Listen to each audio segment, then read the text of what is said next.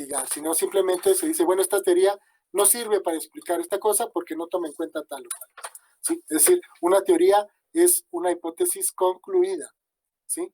Y un programa de investigación es donde vas teniendo hipótesis para trabajar y desarrollar a lo largo. Por eso es que el programa generativista va cambiando, ¿no?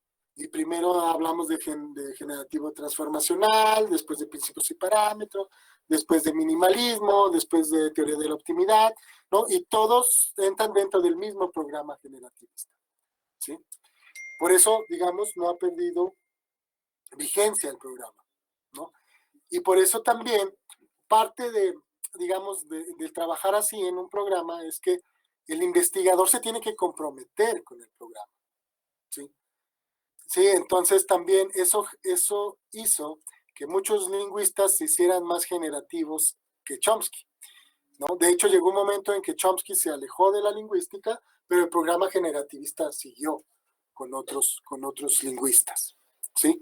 Sí, porque se convierte justamente en un programa de investigación en donde hay que ir resolviendo, ¿no?, las problemáticas que se vayan saliendo a lo largo de todo el proceso de investigación, ¿sí? Entonces llegó un momento en que Chomsky se retira, ¿no? Y hay una serie de escuelas que se convierten en totalmente generativistas. Y eso limita, digamos, de cierta manera, otros marcos de análisis, ¿no? Durante los años 60, 70 y prácticamente hasta el 2000, el generativismo se convirtió en la escuela de la lingüística, sin posibilidad de hacer otro tipo de análisis, ¿no?, más que el generativismo. Sí, y eso permeó distintas escuelas. O sea, por ejemplo, ustedes ven el programa de lingüística de la UAM Iztapalapa, ¿no? Pues tiene un contenido muy generativista, ¿no? A diferencia del programa de lingüística de la ENA, en donde pues hay de chile, mole y pozole, ¿no? ¿Sí? O sea, es mucho más plural, ¿sí? Y, por ejemplo, si vieron el documental de la gramática de la felicidad, que está ahí entre los materiales del tema anterior, justamente lo que nos plantea ese documental es cómo el generativismo se convierte en un dogma científico que no permite ninguna otra interpretación, ¿no? Y cómo este personaje, que ahorita no recuerdo su nombre,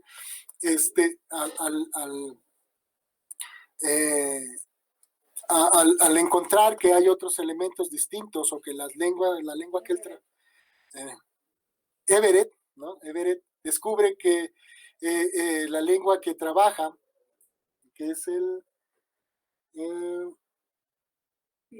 pirajá, ¿no? No tiene números, por ejemplo, ¿no?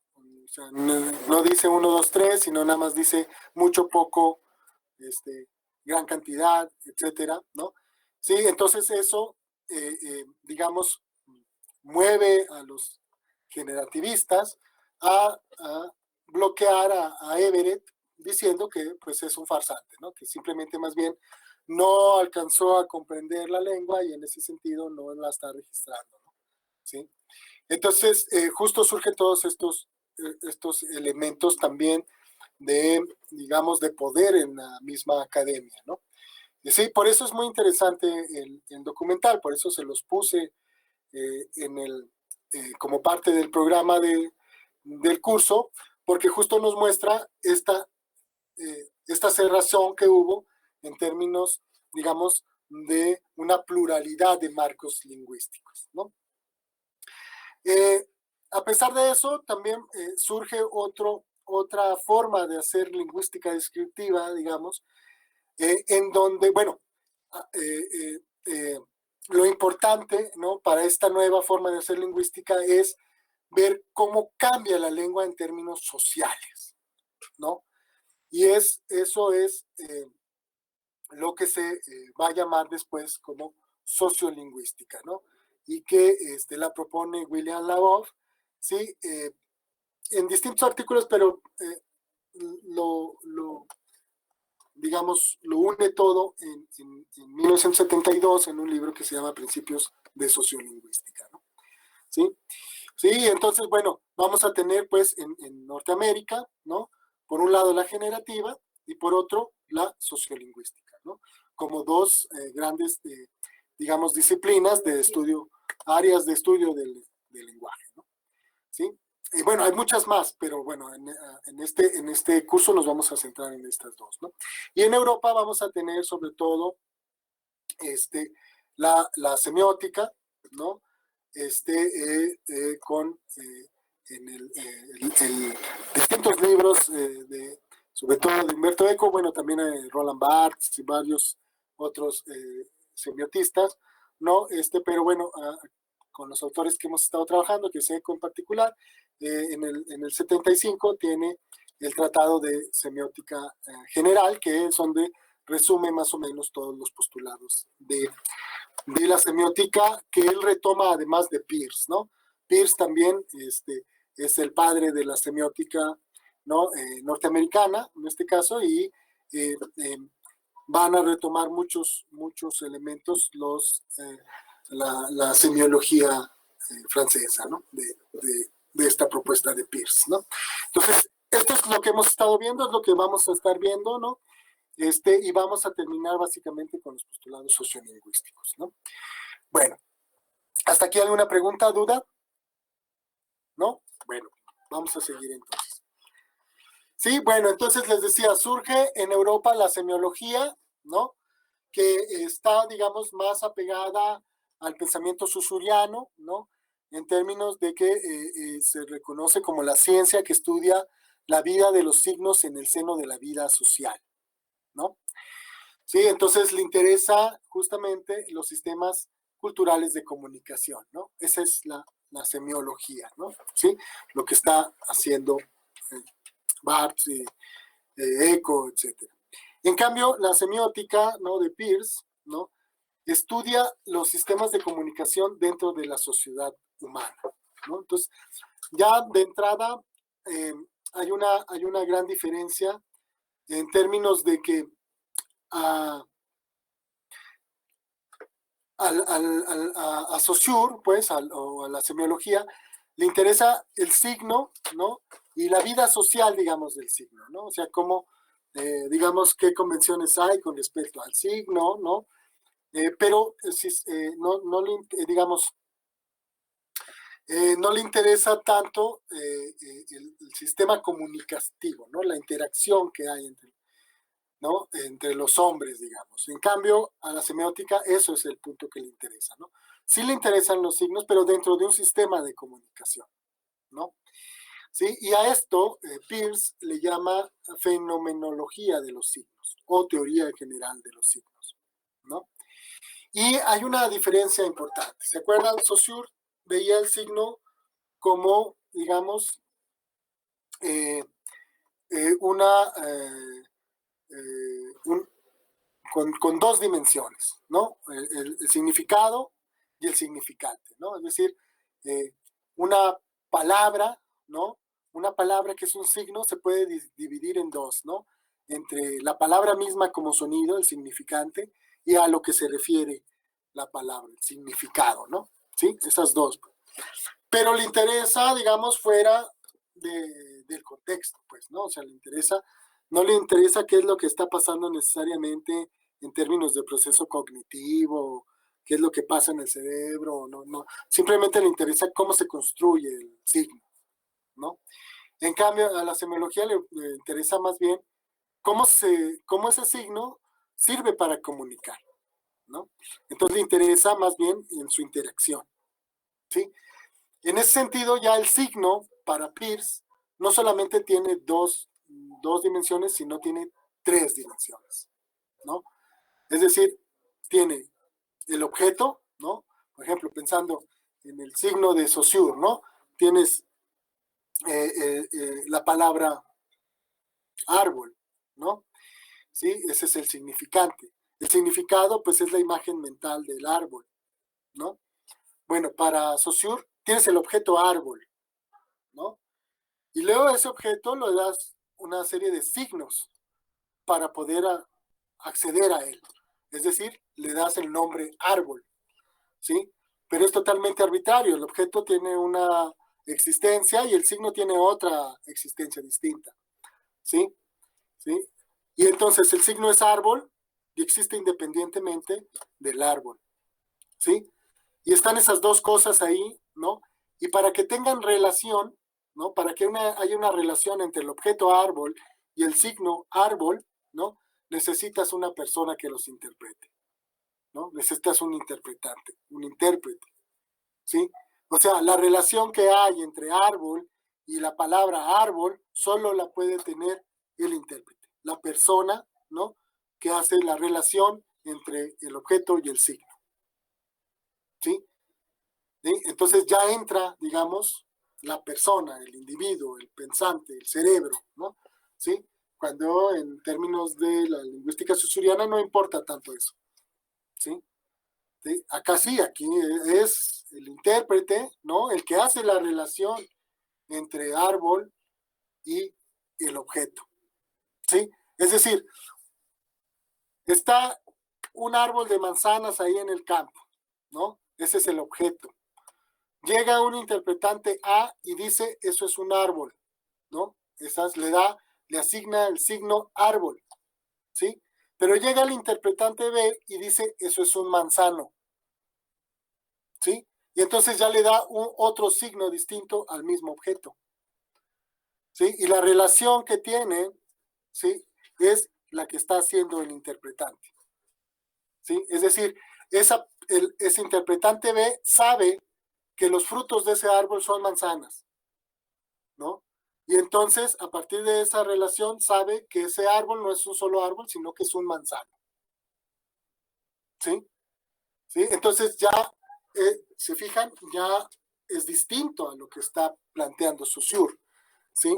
Ya en la semiótica entra el intérprete o el interpretante, ¿sí? Que está haciendo la asociación entre los signos y los objetos, ¿sí?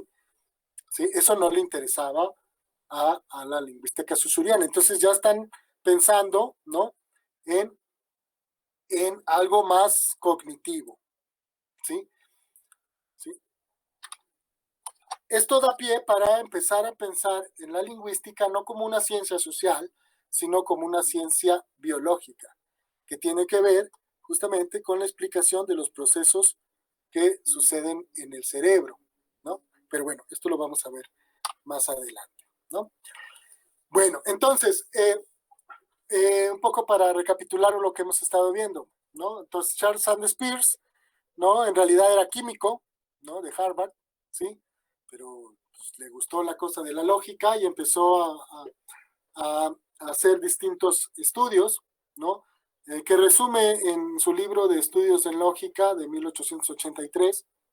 Es, es el creador del pragmatismo, ¿no?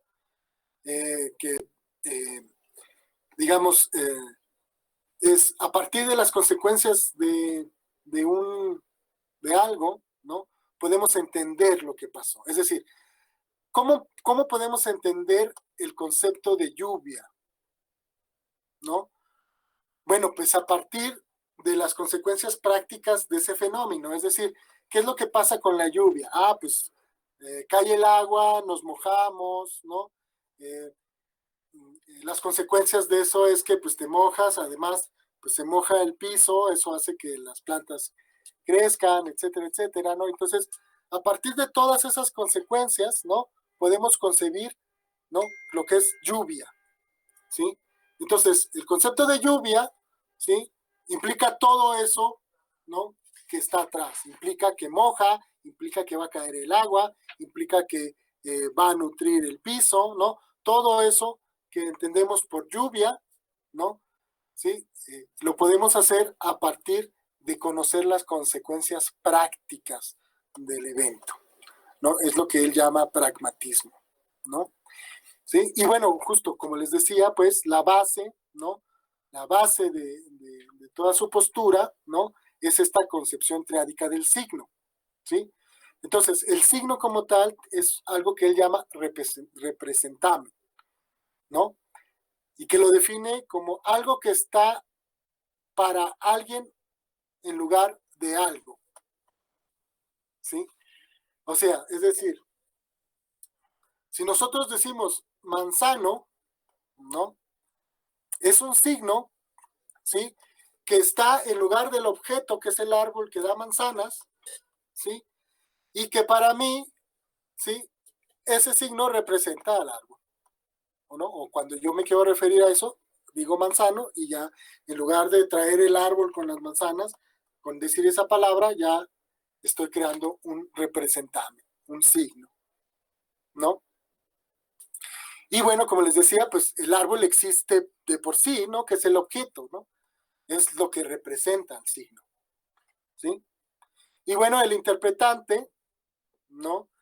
Es el equivalente al original en la mente de quien lo interpreta, ¿no? Es el que relaciona el signo con el objeto, ¿no? Un poco lo que ya les había explicado, ¿no? Entonces, esa es la semiótica de Peirce.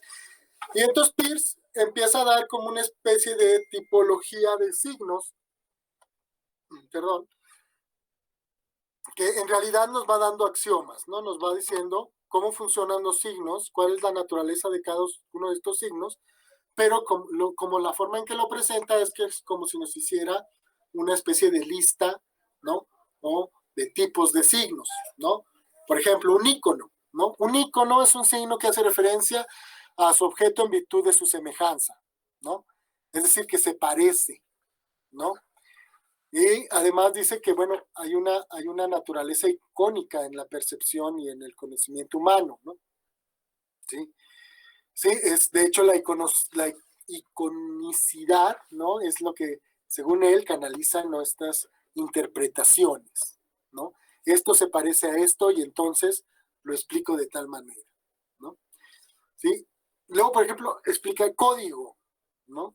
Es una suma de tabla de correlaciones con una serie de reglas institucionalizadas, ¿no? La vida de la cultura refleja un tejido de códigos, ¿no? ¿Sí? Entonces nos está hablando, o sea, nos está dando diferentes elementos, ¿no? ¿Sí? Ahora, por ejemplo, define la metáfora, ¿no? La metáfora la define como un mecanismo semiótico que da lugar a la interpretación de nuevas semejanzas y diferencias, ¿no? O sea, es decir, cuando algo es sumamente abstracto o difícil de comprender, se tiende a hacer algo metafórico, ¿no? Para acercar digamos, a una realidad más tangible de lo que se está diciendo, ¿no? Y luego, por ejemplo, define el símbolo, ¿no? Como un tipo de signo con significado vago y abierto, ¿no? Que puede incluir preceptos que parezcan contradictorios, ¿no? Y bueno, dice que hay una analogía entre simbolizador y simbolizado, ¿no? ¿No? Pero, bueno, hay varias interpretaciones de un símbolo. Entonces, un símbolo, ¿no? ¿No? Por ejemplo, pues es la bandera nacional, ¿no? Es un símbolo, pero dentro de ella tiene varios signos, ¿no? Como los colores, como los mismos dibujos, ¿no? Y en ese sentido se presta a muchas interpretaciones, ¿no? Es decir, el ver una bandera puede interpretarse como un sentimiento nacionalista, puede interpretarse como un sentimiento de unidad, pero también puede representar un sentimiento de opresión, ¿no? O puede haber un interpretante que diga, bueno, estos son los mismos colores que tiene el PRI, por eso voy a votar por el PRI, porque es el partido que tiene los colores de la bandera. ¿Me explico? Entonces, sí, en ese sentido es ambiguo, amplio, abierto, ¿no? Puede significar muchas cosas, ¿no? Ese es un símbolo, ¿sí? Entonces es diferente a un signo y diferente a un ícono, ¿sí? Entonces pareciera que nos va dando, pues, una tipología de signos, pero en realidad nos va diciendo una serie de cómo los signos se comportan, ¿no?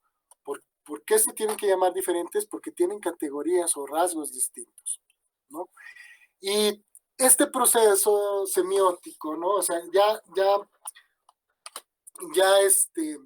digamos, eh, eh, la forma de pensar, ¿no? Cómo se da esta interacción entre significado, significante, ¿no? Que para Saussure ya estaba dada, ¿no? O sea, es algo que así es, ¿no? Así está dado, ¿no? Para Peirce es un proceso, y es un proceso cognitivo, ¿sí? Es decir, es algo que el interpretante lo va haciendo, ¿sí? Por pasos, ¿sí? Va creando ese signo a partir de un objeto del que quiere hablar, ¿no? etcétera, etcétera. Es un proceso, ¿sí? ¿No? Y entonces se empieza a hablar ya de diferentes tipos cognitivos, ¿no? Que son tipos cognitivos que se pueden expresar con palabras, con gestos, con imágenes, ¿no? Y que son interpretados por la mente, ¿sí? Y que es la mente, digamos, el cerebro, pues, la que le pone un nombre, ¿sí? Y ya con el nombre adquiere un significado general, ¿sí? O sea, piensen, por ejemplo, un poco en lo que decía Maturana, ¿no? Sobre las emociones, los sentidos, ¿no? Sí, bueno, pues todos esos son tipos cognitivos, ¿no? O sea, eh, si uno está enojado, triste, va a tener ciertas reacciones, ciertos gestos, ciertas palabras, cierta cadencia en la voz, ¿no? Y eso va a permitir que un interpretante diga, ah, esa persona está triste, porque tiene tal rasgo, ¿no? Y eso es lo que se conoce como un tipo cognitivo, ¿no? Entonces, cuando un tipo cognitivo adquiere consenso colectivo, ¿no?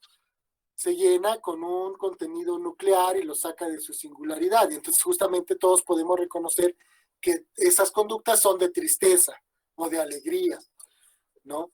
O de que está pensando, o qué sé yo, ¿no? Diferentes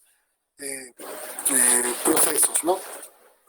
Sí, y justo como esas cosas están dadas en términos sociales, un interpretante apela a esos contenidos nucleares para hacer su interpretación, ¿sí?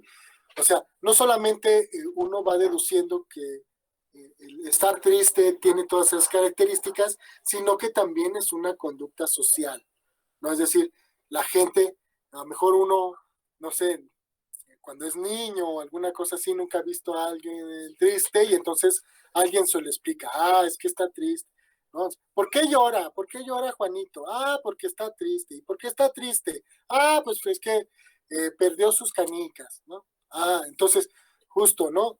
Eso ya se convierte en un contenido social, ¿no? Y entonces explicas en términos sociales, ¿no? Esas conductas, ¿sí? Sí, entonces, si bien, pues, ¿no? Ya no solamente estamos hablando de el signo aislado, ¿no? Las palabras aisladas, sino ya tiene que ver con un proceso comunicativo, tiene que ver con un proceso cognitivo, tiene con un proceso semiótico, ¿no? De cómo lo llenamos de significado, ¿no?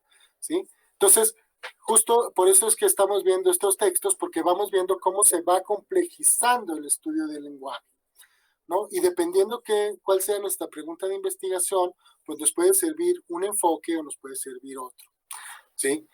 Es decir, podemos buscar otras interpretaciones, ya sea de manera meramente lingüística o de manera más bien semiótica. Y bueno, ¿qué pasa con la semiología, no? Bueno, ECO, como ustedes saben, ya leyeron un pequeño capítulo, ¿no? Quizá no el mejor, pero es bastante claro porque sobre todo ahí apela no solamente a, digamos, a la semiótica de Peirce, sino también a la glosemática de Gemslev, y entonces nos sirve para hacer el punteo entre los dos formas de explicar el lenguaje, ¿no? Y bueno, él, como ven, tiene una gran cantidad de obra, es filósofo de la Universidad de Turín, ¿no?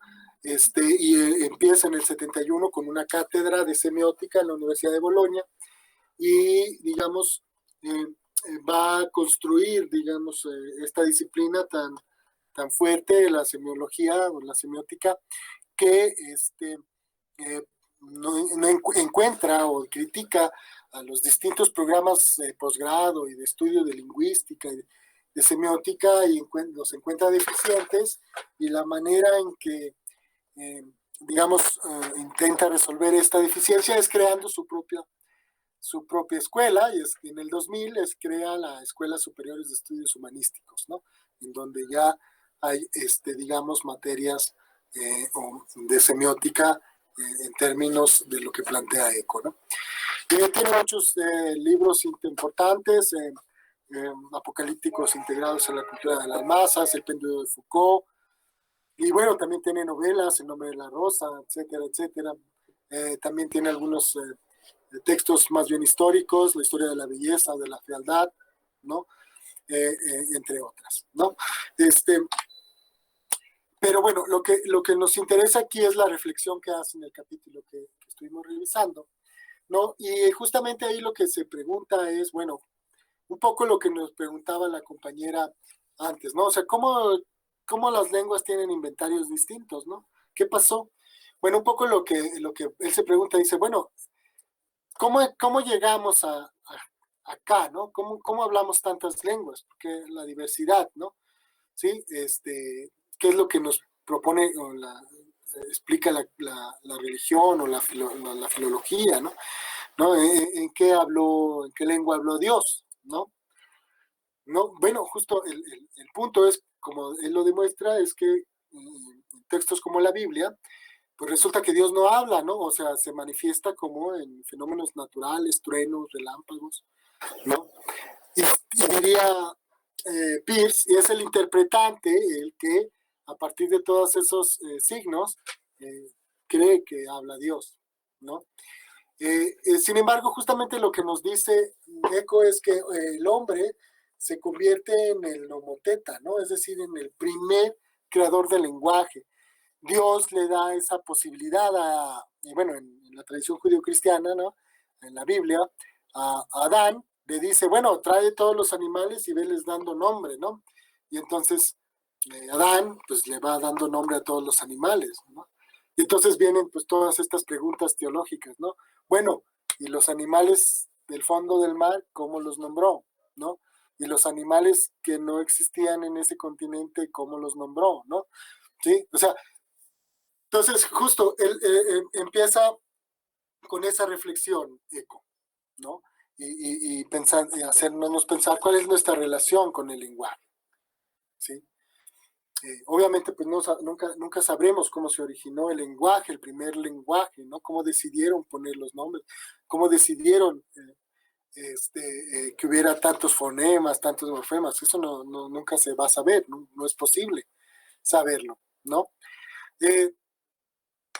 Sin embargo, bueno, lo que nos dice Eco es que de varias formas el hombre, digamos, ha tratado de solventar esta pregunta a través de distintas posturas, ¿no? Los socráticos, ¿no? Decían que el conocimiento tenía que ver con nuestra relación con las cosas, ¿no? O con las ideas, no con los nombres, ¿no? Los nombres solamente eran una especie de etiqueta, ¿no? En cambio, los aristotélicos decían que la lengua, ¿no? Son los sonidos los que corresponden a una idea. Entonces hay una relación entre la lengua y el pensamiento, ¿no? Por eso se crea toda esta idea griega de logos, ¿no? Que es el pensamiento, ¿no? Pero también incluido el lenguaje en general, ¿no? La lengua, ¿sí? Y de ahí van a surgir todas estas ideas sobre la razón, ¿no? Sobre el pensamiento racionalista, ¿no? Sí, entonces es la razón, ¿no? La que nos ayudará, digamos, a entender, ¿no? Los diferentes procesos, ¿no? Y es a partir de la razón que se empiezan a crear las categorías gramaticales, ¿no? Es decir, los nombres, no es que no existieran como función, ¿no? Sino que se empieza a analizar la lengua, ¿no? Y a racionalizar las funciones y a ponerle nombres. Por eso hace una analogía entre las diferentes materias, ¿no? Con las diferentes partes de la oración, ¿no? Nos habla, ¿no? La relación entre la arcilla, el agua, la lana, la sangre, la madera, la cal, el lino, el betún, ¿no? Y cómo eso se relaciona con el nombre, el pronombre, el verbo, el adverbio, el participio, la conjunción, la preposición, la interjunción, ¿no? ¿Sí? Son las diferentes tipos de palabras, ¿no? ¿Sí? Y bueno, en realidad Econ lo que nos sirve de Econ, la propuesta más importante para nosotros, es que nos dice, no solamente se pueden analizar, digamos, frases aisladas o palabras aisladas o listas de palabras, sino que se puede hacer una semiótica del texto, ¿no? y de prácticamente cualquier cosa, ¿no? Es decir, se puede hacer un análisis semiótico de los signos en general, cualquiera que sean ellos, ¿no? Y entonces hace un análisis muy interesante sobre la cultura de masas, ¿no? Que también está un video ahí para que ustedes lo vean, es una conferencia que dio, me parece que en el 86, algo así, en donde justamente explica la relación con la cultura de masas, es decir, la, el por qué nos gusta ver series de televisión, ¿no? Cómo, qué procesos mentales hay en términos de la construcción de estas conductas repetidas, ¿no? Que nos gusta ver. O sea, ¿por qué? Él lo explica mucho mejor, lo pueden ver el video, ahí está en el Classroom, ¿no? Cómo una serie o una telenovela, digamos, ¿no? Tiene básicamente los mismos argumentos, los mismos personajes, los mismos nudos, los mismos conflictos. Y no solamente, digamos, a lo largo de todas las series, ¿no? Sino en cada capítulo, ¿no? En cada capítulo tiene el mismo problema, ya se pelea el protagonista A con la protagonista B, y luego todo el capítulo es de cómo se reconcilian o buscan la manera de reconciliar, ¿sí? Y al siguiente capítulo igual, otra vez, hombre, se casan, ¿no? Bueno, nos dice Eco, bueno, ¿por qué nos gusta ver esa cosa? Bueno, lo que pasa es que hay una serie de conductas repetidas, ¿no? Que al poder nosotros ya poder definirlas y adelantarnos a la conclusión, ¿no? Esto va a pasar, ¿sí? Nos da seguridad. Y eso hace que esa seguridad, ¿no? Nos hace que queramos ver, comprobar, ¿no? Si realmente va a pasar lo que nosotros pensamos que va a pasar. Y por eso, ¿no? Generalmente en las series o en los capítulos, ¿sí? En el final te dejan un poco de suspenso, ¿no? Para que veas el próximo capítulo para ver si la conclusión a la que llegaste es la que se va a ver, ¿no? En el siguiente capítulo. Y entonces así nos tienen 8 temporadas, ¿no? Viendo así, los mismos temas, ¿no? Y entonces, bueno, esto tiene que ver justamente con una seguridad, ¿no? Que nos da el ver los mismos signos, ¿no? Sí, y entonces, bueno, dice, bueno, en términos de la cultura de masas, ¿no? Hay como 2 grandes grupos, ¿no? Lo que llama él apocalípticos, que es los que consideran que la cultura es un hecho aristocrático, ¿no? Y que evalúan al arte como cultural, ¿no? La mayoría de nuestros diputados, senadores, etcétera, ¿no? Que piensan que la cultura es ir al cine, al teatro, que es pagar por un espectáculo, ¿no? Y que en cambio el hacer tortillas en un metate, eso no es cultura, ¿no? Eso es de gente pobre, ¿no? ¿Sí? Entonces, eso sería lo que llama ecoapocalípticos, ¿no? ¿Sí? Estas personas. En cambio, hay otro grupo que son los integrados, ¿no? Que son los que realizan justamente la lectura de los textos de la cultura de masas, ¿no? Y eligen actuar y producir en ese mismo contexto, ¿no? Y emitir mensajes coordinantes, ¿no? Es decir, el poder, el no decir que la cultura solamente es para los ricos, sino que muchos de los elementos que tenemos, ¿no? Se pueden interpretar como cultura, ¿no? Incluso la cultura de las masas, ¿no? Sí, entonces, bueno, para él, pues, los signos, ¿no? Solo son signos si se pueden descifrar, ¿no? En ese sentido, el signo es el momento mismo de la semiosis, ¿sí? O sea, mientras estamos, el proceso mental que tenemos para explicar ese signo, para descifrarlo, ¿no? Esa es la semiosis y es el momento en que el signo se construye, ¿sí?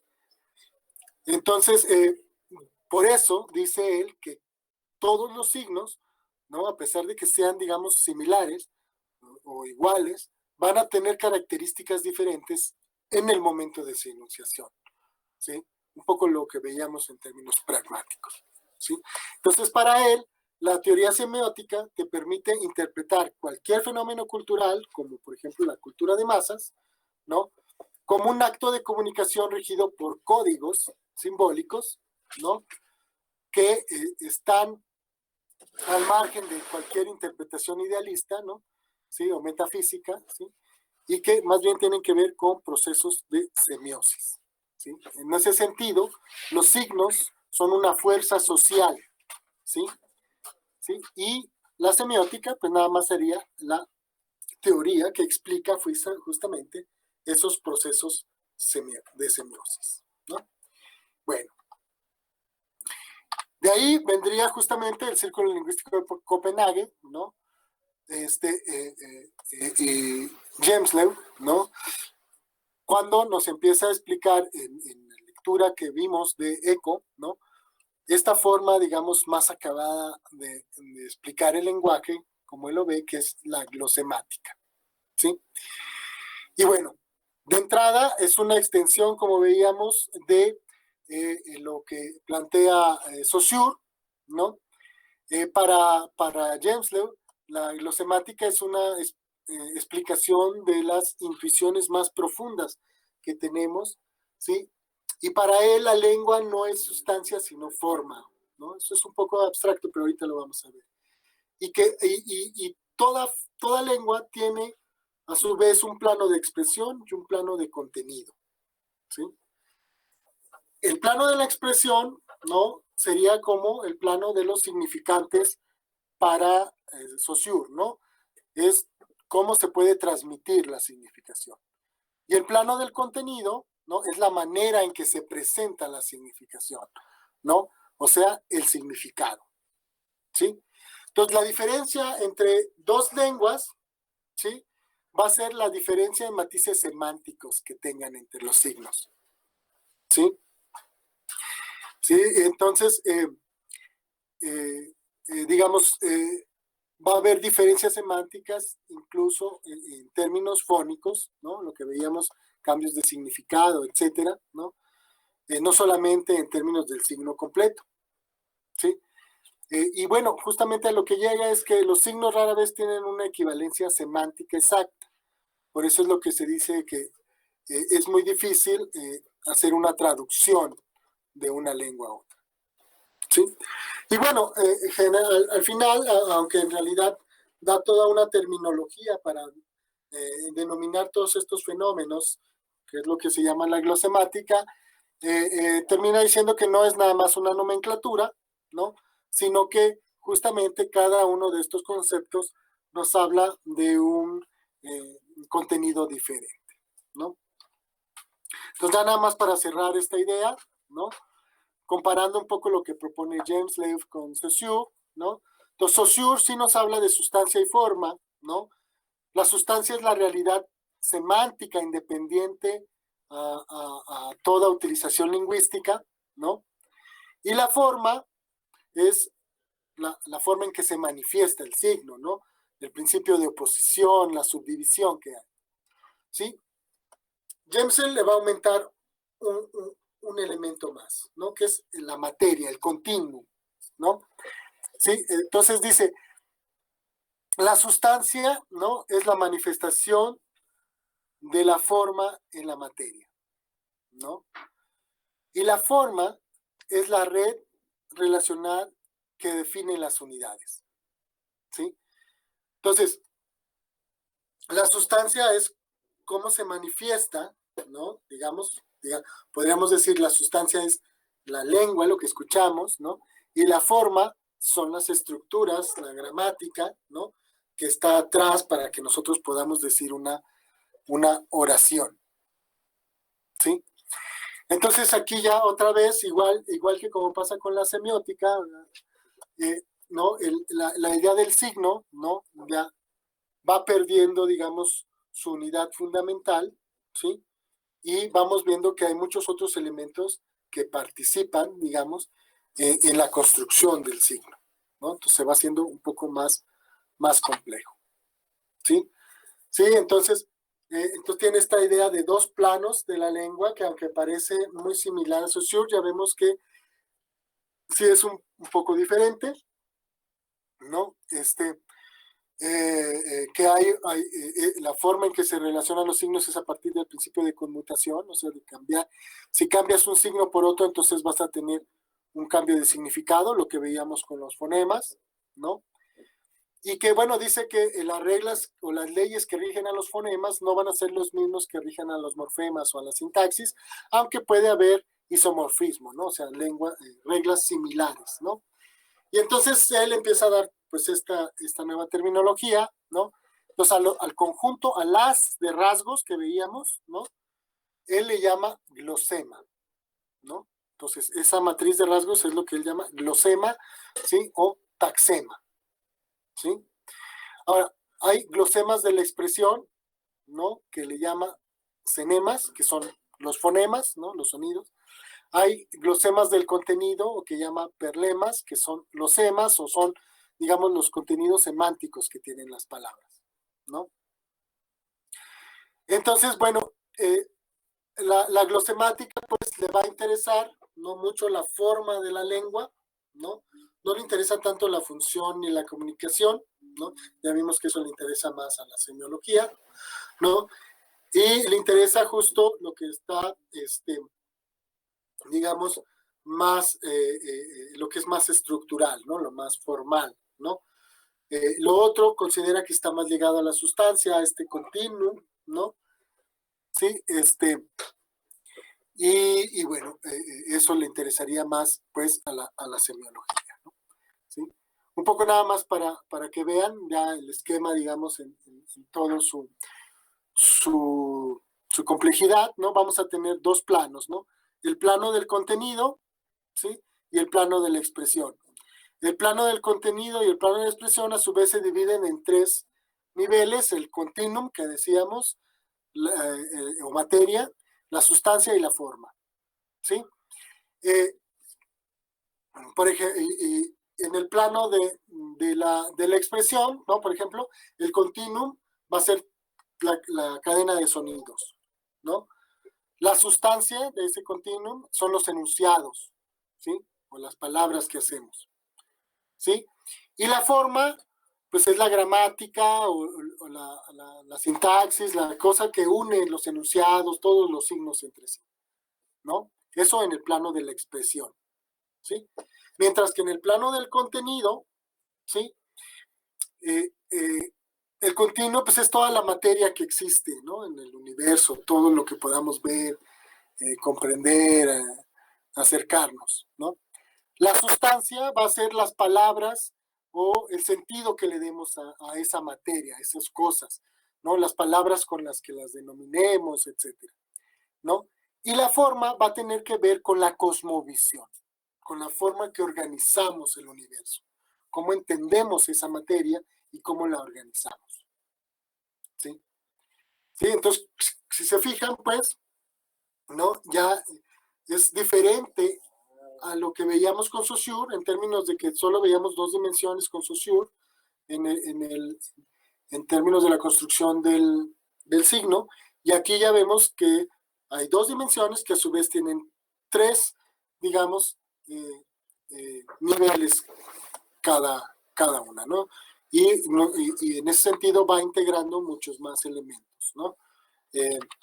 Bueno, bueno, yo creo que aquí vamos a terminar. Bueno, lo que sigue es justamente la gramática generativa, pero se necesita un poco más de tiempo para explicarla. Ya nos quedan 4 minutos de clase. Entonces, bueno, con esto terminaríamos lo que sería, digamos, la explicación del surgimiento de la semiótica y de la glosemática, aunque después, cuando veamos lo de formas de comunicación chamánica, vamos a regresar un poco a este esquema y a la glosemática en general, ¿no? Pero bueno, creo que por el momento ya es muchísima información. No sé si tengan alguna pregunta, duda, comentario. ¿Nadie? ¿no? No, todo bien. ¿Todo bien? Bueno, muy bien. Entonces, si no tienen preguntas, dudas, con eso terminaríamos la clase de hoy. La próxima clase ya empezaríamos con explicando un poco la teoría generativa para pasar de ahí a la sociolingüística con el texto de Silva Corbalán, ¿no? Y después, bueno, ya pasaríamos a los siguientes temas sobre Holiday, la variación social del lenguaje, ¿no? Bueno, entonces, si no tienen dudas, preguntas, ¿sí? Las láminas que estás presentando, ¿las subes en el class o esas nada más las tienes para ti?